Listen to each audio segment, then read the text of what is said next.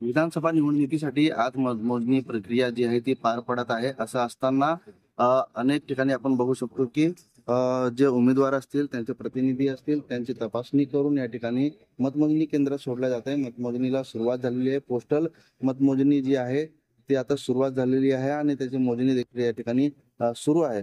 विशेषतः आपण जर भिवंडी पश्चिम या विधानसभा क्षेत्रात जर बघितलं तर या ठिकाणी 54.39% मतदान झालं होतं. एकूण मतदार जे आहेत ते 3,34,037 एकूण मतदार आहेत आणि त्यामध्ये 1,81,782 मतदारांनी आपला हक्क बजावला होता. आणि आता या मतदारांचा कौल कोणाच्या बाजूने जातं हे पाहणं महत्त्वाचं ठरणार आहे. कारण या ठिकाणी समाजवादी पक्ष असेल, महाविकास आघाडीचे काँग्रेस पक्षातून दयानंद चोरगे असतील, तसेच भाजपाचे महेश चौगुले असतील आणि अपक्ष उमेदवार विलास पाटील असतील, यांच्यामध्ये या ठिकाणी चुरशीची लढत आहे. एकंदरीत आपण बघितलं त्या ठिकाणी तिरंगी लढत होताना दिसते. त्यामुळे जनतेने ऍक्च्युली कोणाकडे हा कौल दिलाय तो पाहणं महत्वाचं ठरणार आहे. भिवंडी पूर्व जर आपण बघितलं तर भिवंडी पूर्वमध्ये 3,73,643 मतदार आहेत आणि या ठिकाणी झालेले जे मतदान आहे ते 1,91,097 मतदारांनी आपला हक्क बजावला होता. आणि या ठिकाणी आपण जर बघितलं तर थेट महायुती आणि महाविकास आघाडीची लढत आहे. महायुतीचे शिंदे गटाचे संतोष शेट्टी असतील आणि महाविकास आघाडीचे समाजवादी पक्षाचे या ठिकाणी रईस शेख यांच्यामध्ये ही थेट लढत होताना दिसतीये. दुसरीकडे जर भिवंडी ग्रामीण मध्ये बघितलं तर या ठिकाणी देखील महाविकास आघाडी आणि महायुतीमध्ये थेट लढत होतीये.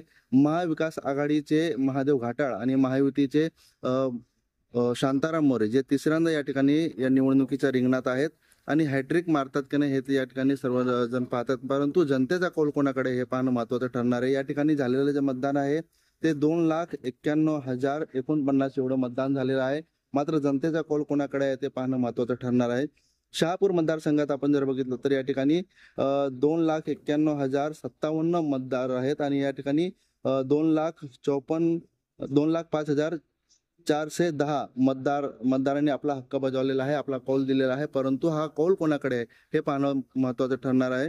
या मतदारसंघामध्ये पांडुरंग बरोरा जे महाआघाडीच्या वतीने शरद पवार गटाच्या वतीने या ठिकाणी निवडणूक लढवत आहेत, तर अजित पवार गटाच्या वतीने या ठिकाणी दौलत दरोडा हे निवडणूक लढवत आहेत. आणि एकंदरीत यांच्यामध्ये देखील चुरशीची लढत या ठिकाणी आहे.